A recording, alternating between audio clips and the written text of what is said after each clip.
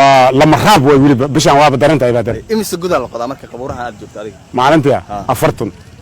جودة القضاء وحيرها لو إذا لب بسدح لو إذا ديك ما بلو أفرتن جودة البحية godadka la sii diyaarinayo si dad loogu aaso waxay noqdeen kuwo xad dhaaf ah qabuuraha muqdisho waxaa buux dhaafiyay qoysas aasaya dadkoodii iridda laga gala qabuuraha waxaa yaala baabuurta lagu keeno meydka ma cadda waxa sababay korarka dhimashada ee muuqda balse waxaa Soomaaliya ku dhex baahayay khatarta cudurka coronavirus kaasoo dhul dhigay dad badan waxaan nooga warbixisaa halkaan aad joogtaa bal dadka la keenay tiradoodu waa intee maxaa iska bedelay tiradoodu warsadon afartan u dhahaysa markii uu yarta marka dadkan maxay marka u dhinteen leeyahay marka dadka badan ay dhan corona corona dilaalay calaamadaha ku aragtay ma jira adin dharkaas dhar oo gooni ah wili baan arag aan ku arkaa wixii ma yani dharkaas ugu baan dhimashada ma aha ka badan jira iyaga keenay dadka dhimashada badan dadka oo dharkaas wata keen marka adiga imsa sana halkan ka shaqeynaysa tan oo kale ma ku soo martay ma wili ma arag ma arag 20 sano ku shaqeeyay ma aragna tan oo kale inta shaqeynaysa marka ka hor cudur iyo dadka ma arka jarna ma duugi jiray maalintii 8 9 7 saas leeyahay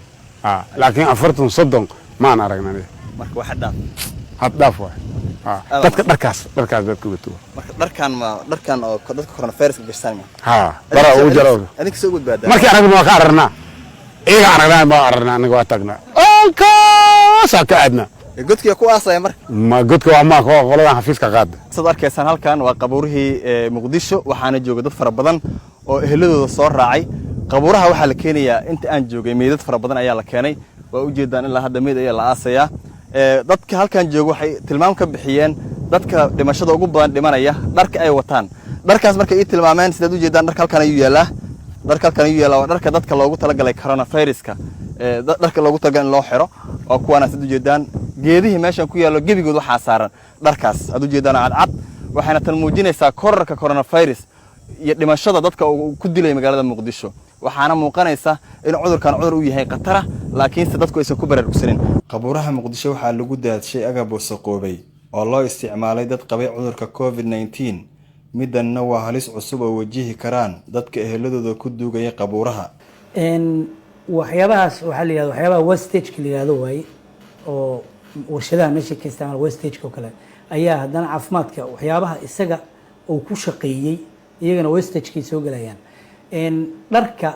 iyo bukaanada waxyaabaha oo cudurkan looga shakiyay dhammaan waa infected way cudurkii hadduu qofkii u dhintay way sidaan maadaama ay sidaan waxay khatar u yihiin dadka dharkaas meelaha lagu tuurayo hadduu dhar fiican yahay dad qaadanayo dad dan yar ha jiro oo magaalada ku firsan dad soo barakacaya meelaha degan inay qaataan macquul cudurka sifaafidiisa ayuu fududeynaya marka waxaan ku talin lahaa qofka ilaahay oofsaday dadkiisa xil baa ka saaran dharkaas iyo alaabtaas maadaama ilaahay qofkaas uu oofsaday isagana meel khayr la geeyaan leenahay nin muslimnimo waaye iyagana waxaa laga rabaa dharkaas inay xifdiyaan inay god u qodaan inay gubaan inay ka fogeeyaan bulshada oo aysan meel isugu keenin si loo ilaaliyo fiditaanka cudurka ku imaanayo si wax badan aan uga ogaano dhimashada xadhaafka noqotay ku soo siyaaday Soomaaliya waxaan tagay isbitaalka Abu Bashiir kaasoo sameeyay qayb cusub oo dadka qaba cudurka COVID-19 lagu qaabilo Dr. Abdullaahi Xuseen Cabdi ayaa ka warbixinaya kiisaska ugu badan oo ay qaabileen maalmihii u dambeeyay dadka annaga aan aragnay dhalinyarana waa aragnay odayaalna waa aragnay ilmaha yaryarka aad inoogu yar yihiin laakiin waxaa adiga aad u badan waliba odayaasho kale aad ugu badan yahay dhalinyarana waa aragnay laakiin annaga maadaama aan testiga samayn karin isla markaasna dadkii haddaan dhahno testiyadii sameeya ay aad uga cuslaysanayaan annagu ma samayn karno ijbaari ma ka dhigi karno mana awoodna uma heli karno in aan annaga testigii samayno laakiin any case oo symptomskan aan ka helo priority koobaad waxaan ku fikirayna waxa waaye inuu COVID-19 yahay taasaan ka qaadanaa sida meelaha tropicalka qofka qandhada ugu horeysa looga qaadan jiray inay kanaaco tahay ayaan annaga waxaan ugu qaadanaa qofka markii qandha lagu arko qufac lagu arko respiratory problem lagu arko calaamada koobaad ee tensionkeena aan saarayna waxa waaye inuu COVID-19 yahay preventionkeena aan qaadanaa sidaan wax ugu qaban lahaynna waa sameynaa marka laga soo tago qabuuraha baraha bulshada waxaa ku soo kordhaya dhambaalada tacsida taasoo iyadoo laftigeedu dad badan dareen ku abuurtay. Maxamed Ciise Kona, Shabeelle TV, Muqdisho.